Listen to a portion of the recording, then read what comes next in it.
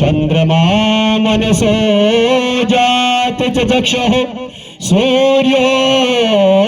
अजायत श्रोत्राद्वायुष प्राणशमुख दग्निर्जायत गजाननं भो तैगणादिसेवितं कपेत जम्बो फलचारुभक्षणम् उमाशतंसो कविनाशकारकम्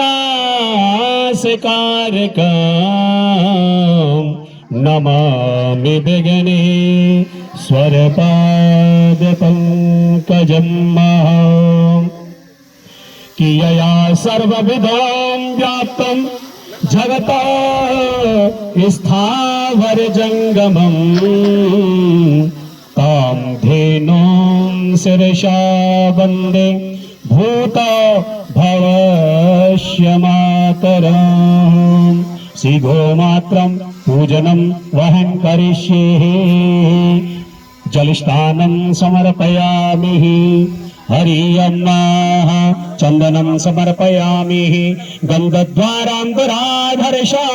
नित्यपुष्टां करीषणीं ईश्वरीं सर्वभूतानां कामयो भवे श्रियम्मः अक्षतं समर्पयामि अक्षतां च श्रेष्ठ कुङ्कुम